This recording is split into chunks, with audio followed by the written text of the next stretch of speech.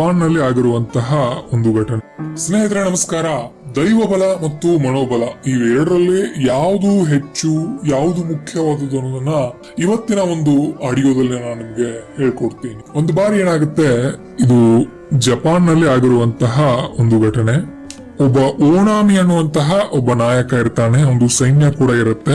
ಶತ್ರುವಿನ ಮೇಲೆ ಆಕ್ರಮಣ ಮಾಡಿ ಗೆಲ್ಲಬೇಕು ಅನ್ನುವಂತಹ ಒಂದು ನಿರ್ಧಾರಕ್ಕೆ ಅವನು ಬಂದಿರ್ತಾನೆ. ಆದ್ರೆ ತನ್ನ ಸೈನಿಕರನ್ನ ನೋಡ್ತಾನೆ, ತುಂಬಾ ಕಡಿಮೆ ಇರ್ತಾರೆ. ಶತ್ರು ಸೈನಿಕರನ್ನ ನೋಡ್ತಾನೆ, ಇವನಿಗಿಂತ ಅಂದ್ರೆ ಇವನ ಸೈನ್ಯಕ್ಕಿಂತ 10 ಪಟ್ಟು ಜಾಸ್ತಿ ಅವರ ಸೈನ್ಯ ಇರುತ್ತೆ ಶತ್ರುಗಳದ್ದು. ಆದ್ರೆ ಇವನಿಗೆ ಯುದ್ಧ ಗೆಲ್ಲೋದ್ರಲ್ಲಿ ಯಾವುದೇ ಅನುಮಾನ, ಅಂಜಿಕೆ, ಅಳುಕು ಇರುವುದಿಲ್ಲ. ಖಂಡಿತವಾಗ್ಲೂ ನಾನು ಗೆಲ್ತೀನಿ ಅನ್ನೋದು ವಿಶ್ವಾಸ, ನಂಬಿಕೆ ಅವನಲ್ಲಿ ಇತ್ತು. ಆದ್ರೆ ಅವನ ಸೈನಿಕರಲ್ಲಿ ಆ ಧೈರ್ಯ ಇರ್ಬೇಕಲ್ವಾ? ಇರ್ಲಿಲ್ಲ. ಅವರಲ್ಲಿ ಸಂಶಯ ಇತ್ತು. ಯಾಕಂದ್ರೆ ಈಗ ನೋಡಿ, ಒಬ್ಬ ವ್ಯಕ್ತಿ ಇರೋದಕ್ಕೂ 10 ಜನ ಇರೋದಕ್ಕೂ ತುಂಬಾ ವ್ಯತ್ಯಾಸ ಇರುತ್ತಲ್ವಾ?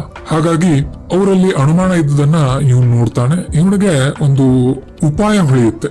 ಆ ಉಪಾಯವನ್ನ ಮಾಡಿ ಇವರಿಗೆ ಒಂದು ಧೈರ್ಯವನ್ನ ತುಂಬೋಣ ಅಂತ ಅನ್ಕೊಂಡು ಇವನೇನ್ ಮಾಡ್ತಾನೆ, ಅವ್ರನ್ನ ಕರೆದುಕೊಂಡು ಹೋಗ್ತಾ ಇರ್ತಾನೆ ದಾರಿಯಲ್ಲಿ ಯುದ್ಧಕ್ಕೆ. ದಾರಿಯಲ್ಲಿ ಹೋಗುವಾಗ ಒಂದು ದೇವ್ರ ಗುಡಿ ಅಲ್ಲಿ ಅವ್ರಿಗೆ ಕಾಣುತ್ತೆ. ಆಗ ಅವನೇನ್ ಹೇಳ್ತಾನೆ ಅಂತ ಅಂದ್ರೆ, ಈ ಒಂದು ದೇವ್ರ ಗುಡಿಯಲ್ಲಿ, ಈ ಮಂದಿರದಲ್ಲಿ ನಾವೆಲ್ಲರೂ ಸೇರಿ ಪ್ರಾರ್ಥನೆ ಮಾಡೋಣ. ಅಲ್ಲಿ ಆಶೀರ್ವಾದ ಪಡೆದು ಬಂದ ಮೇಲೆ ನಾವೇನ್ ಮಾಡೋಣ ಅಂತ ಅಂದ್ರೆ, ಒಂದು ಟಾಸ್ ಹಾಕೋಣ. ಈ ಕ್ರಿಕೆಟ್ ಆಡುವಾಗ ಟಾಸ್ ಹಾಕ್ತಾರ ನೋಡಿ, ಹೆಡ್ಸ್ ಮತ್ತೆ ಟೇಲ್ ಅಂತ ಹೇಳ್ತಿರ್ತಾರ ಅವರು. ಹಾಗೆ ಇವನು ಕೂಡ ನಾವು ಟಾಸ್ ಹಾಕೋಣ. ಹೆಡ್ಸ್ ಬಂದ್ರೆ ಏನ್ ಮಾಡೋಣ, ಚೆನ್ನಾಗಿ ಯುದ್ಧ ಮಾಡೋಣ, ನಮ್ಮ ಸೈನ್ಯ ಖಂಡಿತವಾಗ್ಲೂ ಕೂಡ ಗೆಲ್ಲುತ್ತೆ. ಟೇಲ್ಸ್ ಬಂದ್ರೆ ಏನಾಗುತ್ತೆ, ಆಗ್ಲೂ ಕೂಡ ಯುದ್ಧ ಮಾಡೋಣ, ಆದ್ರೆ ನಮಗೆ ಸೋಲು ಖಂಡಿತವಾಗ್ಲೂ ಕೂಡ ಕಟ್ಟಿಟ್ಟ ಬುತ್ತಿ.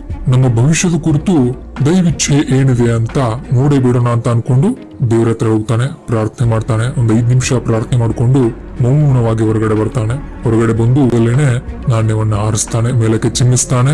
ಎಲ್ರೂ ಕೂಡ ಗಾಬರಿಯಾಗಿರ್ತಾರೆ.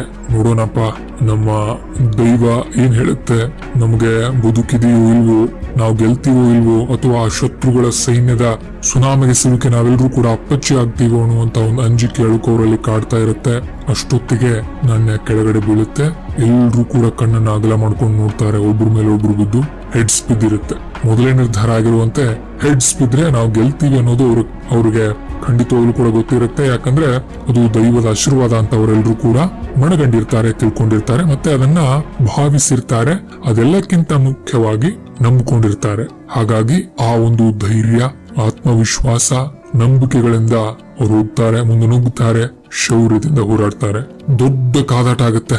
ಯಾಕಂದ್ರೆ ಒಂದು ಸೈನ್ಯ ತುಂಬಾ ಚಿಕ್ಕದು, ಒಂದು ಸೈನ್ಯ ತುಂಬಾ ದೊಡ್ಡದು. ಹೀಗಾಗಿ ಎರ್ರಾಬಿರ್ರಿ ಹೋರಾಟದ ನಡುವೆ ಈ ಒಬ್ಬ ಓಣಾಮಿ ಅಂತ ಹೇಳಿದ್ನಲ್ಲ ನಾನು ನಾಯಕ, ಇವನು ಸೈನ್ಯ ಕೊನೆಗೆ ಗೆಲ್ಲುತ್ತೆ. ಮೊದಲು ಇವ್ರು ಏನ್ ಅಂದ್ಕೊಂಡಿರ್ತಾರಲ್ಲ, ಅದಕ್ಕಿಂತ ತುಂಬಾ ಸುಲಭವಾಗಿ ಇವ್ರು ಗೆದ್ದು ಬಿಡ್ತಾರೆ. ಗೆಲುವಿನ ಉತ್ಸಾಹದಲ್ಲಿ ಎಲ್ಲಾ ಸೈನಿಕರು ಬಂದ್ಬಿಟ್ಟು ಆ ಓಣಾಮಿಯನ್ನ ಎತ್ಕೊಂಡು ಕುಣಿದು ಕುಪ್ಪಳಿಸ್ಲಿಕ್ಕೆ ಆರಂಭ ಮಾಡ್ತಾರೆ, ಕೇಕೆ ಹಾಕ್ಲಿಕ್ಕೆ ಆರಂಭ ಮಾಡ್ತಾರೆ. ಉತ್ಸಾಹದಲ್ಲಿ ಎಲ್ರೂ ಕೂಡ ಜಿಗಿದು ತಮ್ಮ ನಾಯಕನ ಹೆಸರನ್ನ ಘೋಷಣೆ ಮಾಡೋಕೆ ಆರಂಭ ಮಾಡ್ತಾರೆ. ಆಗ ಆತನ ಆಪ್ತ ಸಹಾಯಕ ಇರ್ತಾನಲ್ಲ, ಆ ಓಣಾಮಿ ಆಪ್ತ ಸಹಾಯಕ, ಅವ್ನು ಹೇಳ್ತಾನೆ, ದೈವೇಚ್ಛೆಯನ್ನ ಯಾರೂ ಕೂಡ ಬದಲಾಯಿಸೋಕೆ ಸಾಧ್ಯ ಇಲ್ಲ. ಆ ದೈವ ನಮಗೆ ಆಶೀರ್ವಾದ ಮಾಡಿತ್ತು. ಯಾಕಂದ್ರೆ ಹೆಡ್ಸ್ ಅನ್ನು ಬಿದ್ದಿತ್ತು ನಮಗೆ ನಾಣ್ಯವನ್ನ ಚಿಮ್ಮಿಸಿದಾಗ.